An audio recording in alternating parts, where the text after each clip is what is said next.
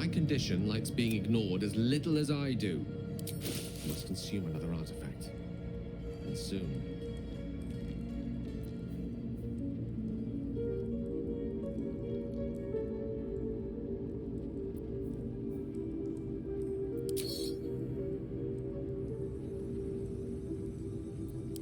Thank you.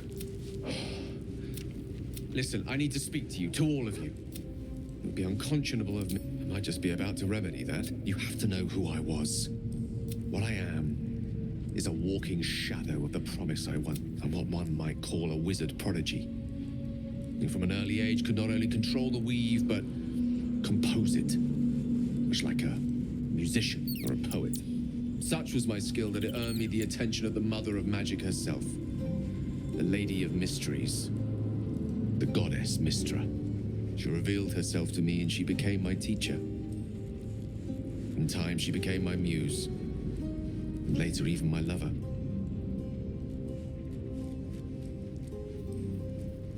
Oh, yes. We enjoyed each other's company. Body, mind, and soul. But even so, I desired more. You see, no matter how powerful a wizard we mortals can become, we never scratch more than the surface of the weave. Mystra keeps us in check.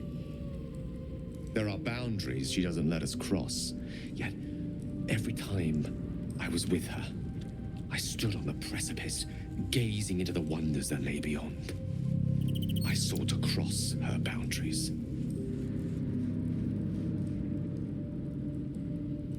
I tried to convince her. I pouted. I pleaded.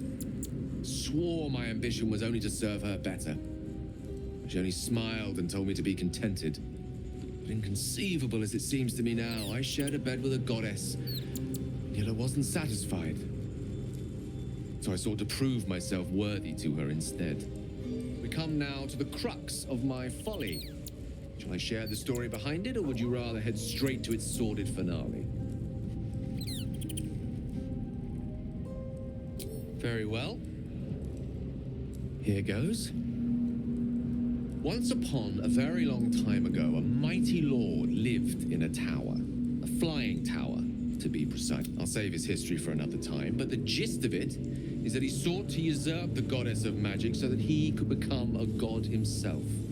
He almost managed, but not quite. His entire empire, Netheril, came crashing down. The magic that was unleashed that day was... Even the weave itself could not withstand the onslaught. It fractured, then shattered, and all magic was lost to the mortal realms. Until the day, Mystra, she restored the weave, reuniting all its scattered shards. Or so I thought. Until, in the course of my studies, I learned of a book. A Netherese tome in which a piece of the fractured weave had been sealed beyond her reach. What if, I thought, what if, after all this time, I could return this lost part of herself to the goddess? You know me. My gestures can never be grand enough. I was certain that this deed of raw power, draped in romance, would convince Mystra to take me by the hand and welcome me into her hitherto forbidden domains. I was mistaken. I obtained the fabled book and took it into my study. As for what happened next... Here. Place your hand... You feel the tadpole quiver as you realize Gale is letting you into the dark. You see through Gale's eyes, staring down the corridors of a dread maze. Bound and suddenly opened. Inside there are no pages, only a swirling mass of blackest weave that pounces.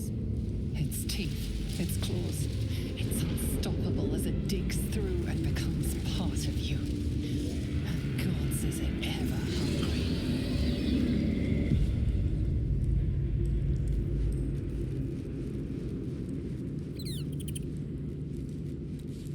Thankfully, the moment I absorbed the fragment wasn't enough to kill me outright. It was only the beginning.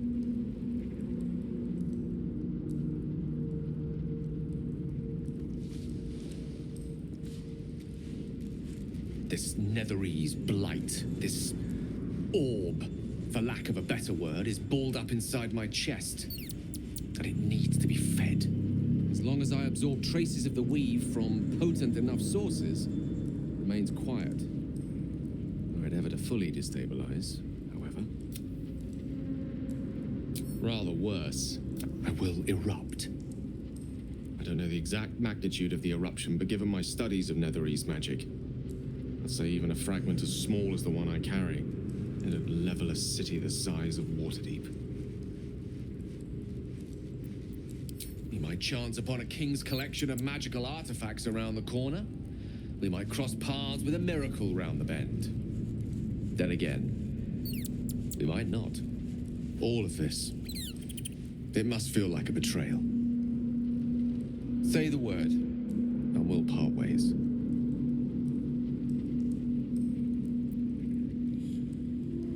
That is, you truly are a soul that steals my own. From all my new rallied heart, I thank you all.